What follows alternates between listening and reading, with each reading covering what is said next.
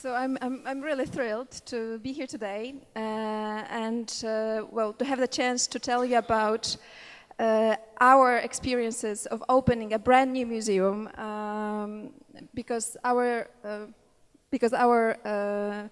museum, Emigration Museum in Poland, has been opened just about a year ago. And I was in the team from the very, very beginning, where they were just the three of us, together with the director. And now it's a pretty big institution. So I've been there creating the communication about the museum, and this is what I want you to talk about. I just have a feeling. Okay. It's not everything seen there, but it's not a problem. This is what I want to talk about. How do we communicate our mission? How do we reach our target groups? Especially that in our case, it was not the easiest case, I believe. And I hope the way we build our strategy, and strategy is a process, will be also inspiring for you. So maybe first just a brief introduction of who we are. Our headquarters are in Marine Station. It's a beautiful building with history where legendary ocean liners were mooring. It was a place where the journey began. It is also just a little piece of the history because we cover 200 years, but it is a place connected with emigration. That's how the place looks like today, and maybe just to give you a look and feel of the place, we will show the little just some film shots so that you feel the industrial atmosphere of it. Yes, that's the one. Because we are located in just by the sea, in the port, in an industrial area, and what is special in our case is that it is not a closed port. So there are still the biggest ship cruisers coming to our museums. There are still the port is still working, and the ships are mooring just in front of our museum. So you can get away from it all and get a totally different atmosphere there, but it is also a communication challenge as we are not in the center of the city. We are not even in a very big city. Probably most of you don't know Gdynia, I suppose, if you're not from Poland. And then we are not in the center, but you actually need to be pretty motivated to go to the port. So what we have to communicate is to show that it is really worth it to make to make the trip. I think we can move on with the presentation. Okay. So as I said, we talk about 200 years of history, and we've got also a narrative, interactive exposition. But as with, I think, every narrative exposition, you have to be there to really get the story, yes? Especially in our case, when we talk about 200 years, people emigrating in 19th century. These were peasants in extreme poverty who were going to America or South America, North America. They were sometimes dying on the way because it was so exhausting. And there are the war stories and post-war stories and communist Poland escaping from communism. And then solidarity movements and everything that happens today. So the stories that we talk about are extremely different. And the exhibition, when people are there, they often go out from the exhibition and say, wow, I feel that this is also the history of my family. So they get this connection when they are there, but if they are not there, they don't have this emotional connection. And in our case, we tell this story as we are a 40 million nation, and there are 20 million of Poles and people of Polish origin that live abroad. So it's like the half of the nation, yes? And of course, it's got an enormous it's got enormous consequences of what kind of society we are. A lot of Polish icons when it comes to culture, society, sports, science, every field of life. These are Poles who have emigration experiences, and so do all the people that you see here. Raymond Zarek from The Doors, or Rosiński, the author of the iconic comic, Steve Wozniak, or Natalie Portman. As when we talk about 20 million of people, of course, these are not only immigrants, but also the generation afterwards. So there are a lot of people of Polish origins around the world, and we at home don't know it. So most of us are not really aware of the fact. And the other case is that, of course, immigration is also a very modern topic in Poland, and it's got negative consequences because we lose a lot of young people that decide to, because of economical reasons, to leave the country. So we've got two groups. We talk about the emigration. So the Poles living abroad, we want to engage this group because we want their stories, we want their keepsakes. And the problem is they are not there and they will not visit our exhibition. And then we've got the second group that is, generally speaking, the Poles at home. And the problem is they don't feel emotionally connected with the problem because it's too abstract. We don't have an exhibition which is about one particular person like Van Gogh, yes, or one particular event in history like the Second World War.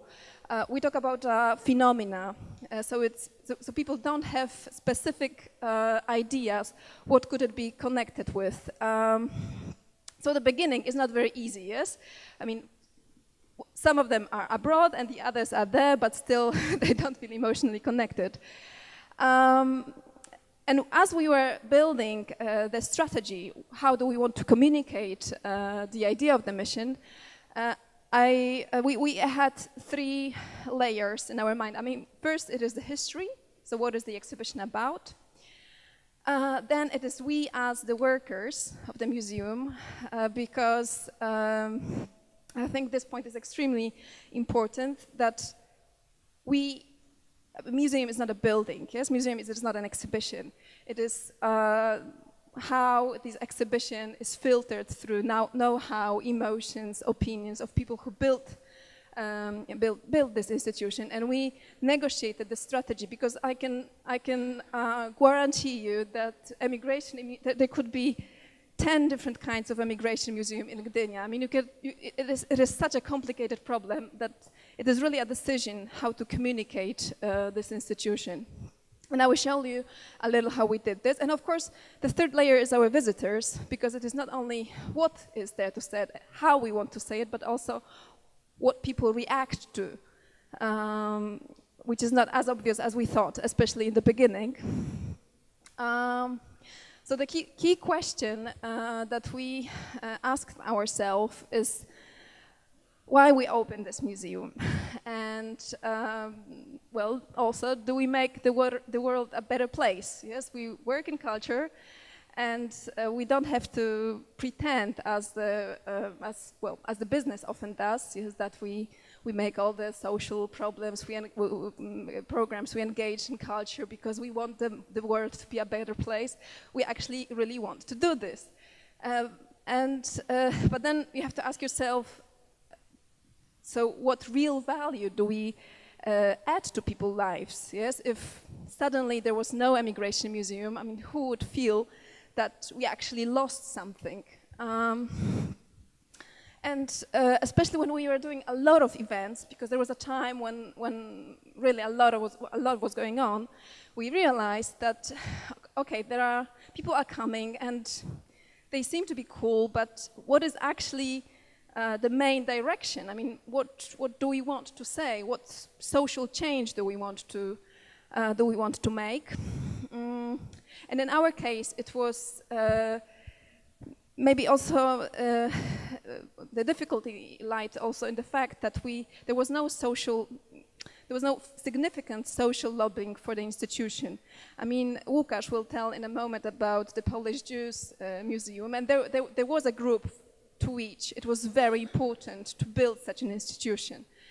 In our case, the immigrants are there. We are the 6th biggest diaspora in the world, but they are not integrated, and they were not really lobbying for the institution to create such an institution. Of course, there was lobbying, but it was not the social lobbying from the people. So we really asked ourselves, I mean, who do we do this for? Yes, and I think it is an extremely dangerous question. I mean, you've got the money; it's a lot of millions of euros, yes, and nobody should ask this question. So it is really important to do this in your team and to do it permanently to find the right questions and to find the right answers. And surely it's. From our experience, it all comes down to values. Because, well, we ask the question, not what we do, because we know what we do, we know what we're talking about, but why we do it. Why? So we came up with this list of core values. That was dialogue, tolerance for other cultures, nations, because we always show the insight that Polish immigrants had when they were living abroad and then coming and telling about this experience. And immigration is a life changer. So for us, it was also a fascinating phenomena how people changed because of leaving the country. And it was not important if they were if they had success or if the immigration was a total failure. It is a life changer, and this is also why it was so inspiring for us. So from that was born also the other case, so openness and curiosity of the world, and of course the contact with now, with what is going on now in the world. We are a historical museum. But we are also the specific case that we talk about history that is still going on. People are still emigrating, and especially today, the way our exhibition is, the way people react to our exhibition now when we've got the biggest migration crisis, this is also incredible. We had students from Calais, from France, and they were there. It's like, wow, nothing has changed. So it's terrible how contemporary this history is. It was for sure also understanding for diversity. So in a way, it is all one family of values. And when we came up to what change we want to make, so we ended up with very simple idea that we want to build open society. So when we talk about patriotism or how to build, then we talk about modern patriotism, which is open to the world. So this is the value, which is one of our key values. And the second idea is, so one is a very, we say it's a big identity, big value, and the second is very close to life. So to strengthen personal identities of our visitors, and it is very, very close to life. I will talk about this later on in detail when we talk about our visitors. And when we were before the opening, we had the opening campaign. It was for us very important not to communicate the campaign with just the building. I mean, we had this ambition that we don't want to build the layout of the campaign, showing the building and the date of the opening. I mean, you have to show the building, it is inevitable, but we had the idea that we want to do something that shows also the social character of this exhibition, because we talk about people and we talk about their individual perspectives. We have a narrative exhibition, so the stories are actually the artifacts. And it was also very important for us to engage the the community which was abroad. Yes, because we had this problem that most of them will not come to the opening, but still we want them to be part of this moment. And we, for years, we have been organizing a project called Emigrants Archive. And in this project, as many of you, we look for and we record oral histories. And we thought it would be great if we managed to convince some of the heroes, I mean, some of the people who shared their history with us, to be, so to say, the ambassadors of the institution. So we had all this in mind, and we were working also on the mission and on the motto of the campaign. And we wanted the mission to be very, very simple, yes, so that we can have it in our minds and we can easily say it, so that it's the real DNA of our museum. And we come up with the motto, "We connect stories." And it is a very universal motto. So for us, it's got these three dimensions. That we connect the story of the country with the story of the people. Because Emigration Museum is like the Museum of History of Poland, but just written abroad. So we don't focus on the country, but we focus on the people, and it's the people's story. And then that we connect old with nowadays stories, because for us it was also always very important to juxtapose past with the present, especially that, as you all know, if you talk about the present experiences and things that people can link to, have their private, their personal reference, then they understand it better. And, well, generally people with migration experience, so that we want to keep up to date with what is happening in the world. And so we come up with two layouts. On one of them, of course, we had to show the building and, well, the way it's changed. And on the other one, which was which was the leading creation, there were the two emigrants, two stories, two real stories.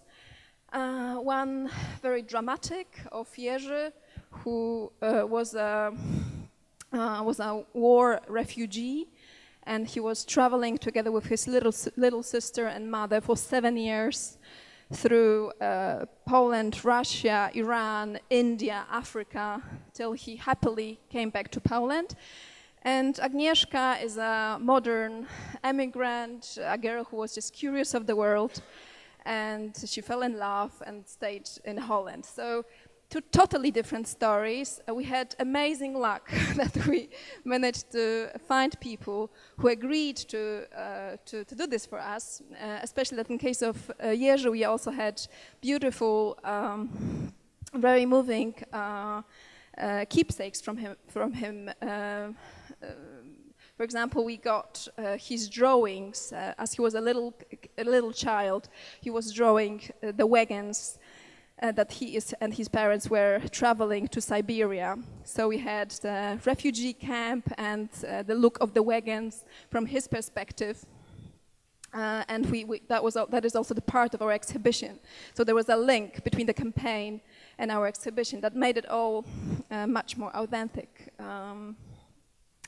And of course, there were the films that we communicated together with the campaign. That's how it looked in the outdoor. And, well, the opening ceremony for us was a very happy moment. There were, of course, there was a lot of other things going on. I will not talk about it all, but, well, in effect, what we were extremely happy was that it was not only in Polish media. All the Polish media were there, although, as I said, the communication of the opening, of course, was much more wider as what I presented. I just show you the key layout. But what for us was important that not only Polish media covered it, not only Polish media abroad covered it, but also New York Times and Daily Mail. And there were 10,000 people coming to the evening. And, well, as a result, National Geographic in Poland said we are one of the 5 most interesting museums in Poland. And what we were also happy was that we managed to collect even more stories, more emigrant stories that we could share. Of course, we built the website. Well, we needed then 6 months more to open the website to show the stories. So maybe I'll just give you a brief look of how the website looks like. And whenever we build online websites or any online applications, we always try also to make it look human, that this technology has got a human touch, and I hope that this you can get this feel looking at it, and I think there is.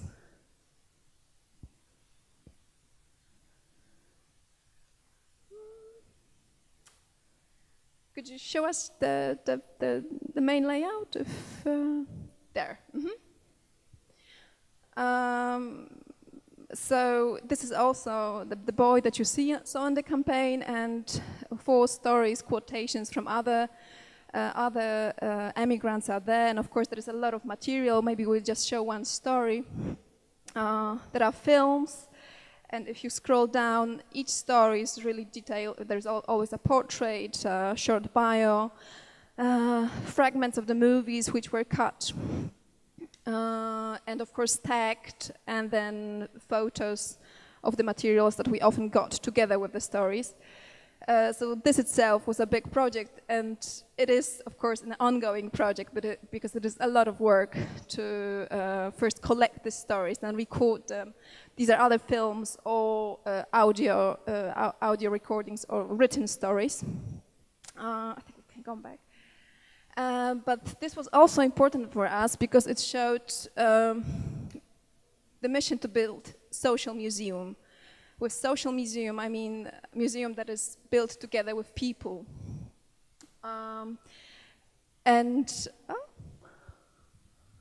That's not my presentation? There it is, yes. And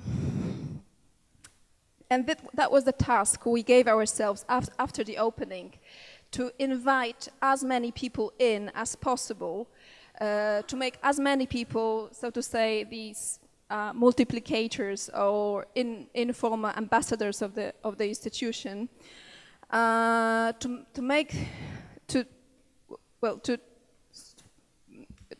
work to make them feel that this history is personal. And I will show you the ways how we try to do this. Apart from as I said, apart from the exhibition, which uses storytelling and which is interactive, but you have to be there to get it.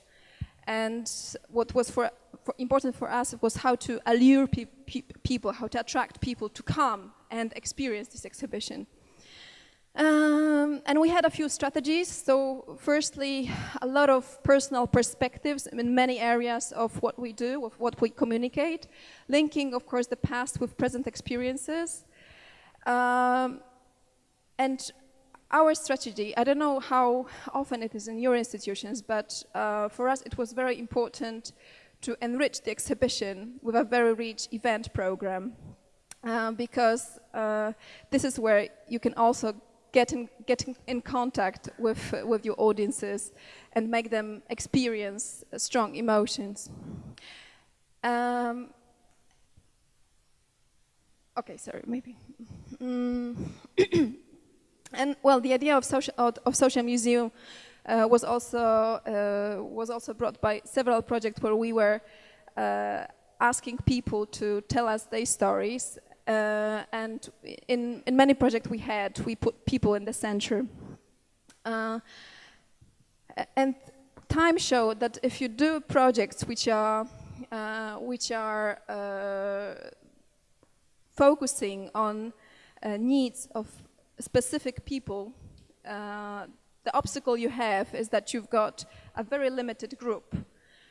So if you record the stories in the project you saw before, there was a group of people, an intergeneration group, who were teaching them how to make a reportage, and they were recording these stories. The younger person with the older, and then we've got a collection on our website. So you spend a lot of time, you invest a lot of time in a very limited group of people, and we had doubts if that is the right strategy, because we've got a pretty small team, and still we invest a lot of time in just a very limited group of people. But time shows that it brings so much word of mouth, and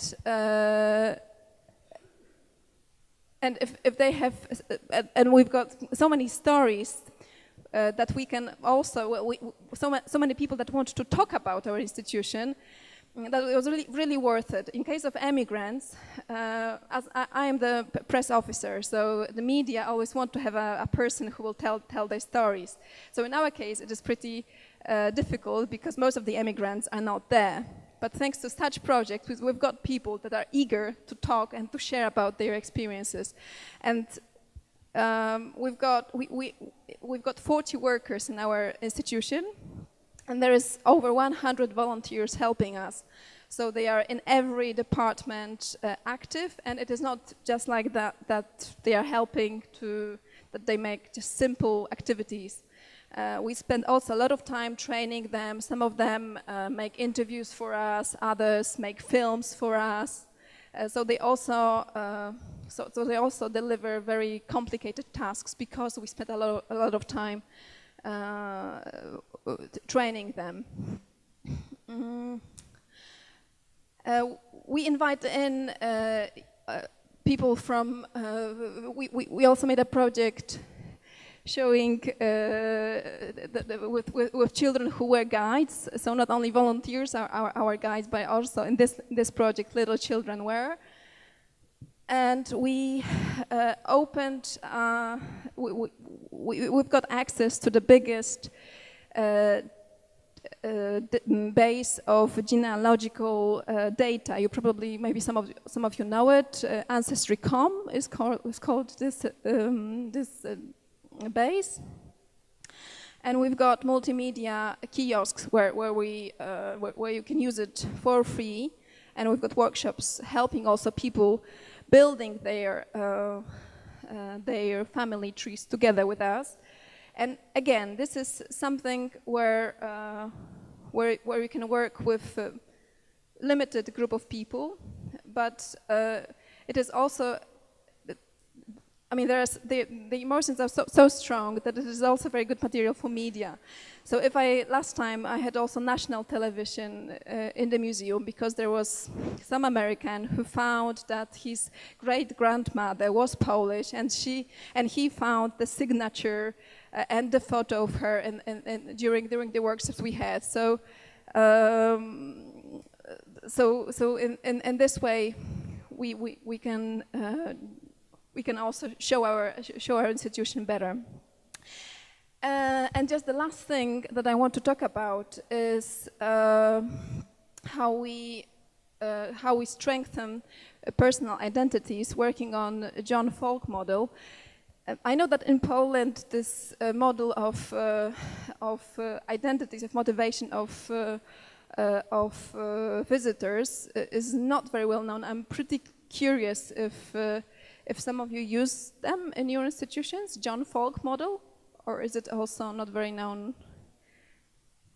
Okay, so for us it was a very good framework, especially that we didn't have time or resources to make advanced audience development, and it is and in this tool he divides your target group not because of demographic features such as age, gender, I don't know, even interests, yes, because they're not really actionable. He looks for, he was, on the research he's made, he divided people in visitors into these major categories. Rechargers are those that look for, that want to get away from it all and and look for peace and quiet museums. That's why I put this this picture, and I will go through these categories. Explorers are those who look for intellectual stimuli. They are those that will spend a bit more time in your museum. They will look for data, information, stories that will inspire them, and we can prepare for them something more actual, something more demanding. For example, we've got this project. This is an art exhibition that is always done outdoors. That one here was made in different infrastructure of the railway. These were wagons, stations, platforms, and of course different forms of art, mobile applications, installations, billboards. And funny thing happened. There was this billboard saying, "Nothing belongs to me but my freedom," and the other one was, "Finally I will find the keys to my house." And over the night, somebody changed these billboards in what you see. So Edward Snowden, but because that was the case, and the other one says, "Nothing belongs to me, even our freedom." And that was not all, because together with this, there was an email sent to media with an email address very similar to the museum address, and with a foot of the email saying that this is the director of the Museum of Emigration, and with a statement that the director of the museum, as it's stated there, is appalled with the Polish politics against the freedom of Edward Snowden. So, I mean, it is a case showing that if you put art in public, and if you are open to dialogue, then you have to be also prepared for situations like this. And of course, it was not an act of vandalism, because as you can see, I mean, it is a very good copy. So we also said that we understand that this is an ad-busting strategy, and also a language of art. So, but it shows that it is better to talk about, if you talk about migration, it is very good to link the past with the present, because also you get the media coverage together with. Well, when it comes to the offer for explorers, so we also prepare different lectures, yes, where you can deepen your knowledge, but also we, especially in the beginning when we had no building, we were organizing events around the city, and we were also organizing them in places which were either very strange or closed, or that was the only way to get to them. I see that the time is up, so maybe I will just go through one more thing and then I'll finish. And I think it's good to think of your museums also in a category that it is a place which not only offers culture, art, education, but it is a third place. Yes, so not work, not house, but a place where you can relax, especially if we have a view like this. And then you also can communicate. It is a place where you can come with your friends for a great dinner or for a date, or come and suntan and relax. And then what can happen is that in our case, we got information that we are a place where people date, and even we found in our monitoring that somebody made a wedding session there. So I know we've got also possibility to talk about other things afterwards. So I think I will finish with that. Thank you so much. Thank you.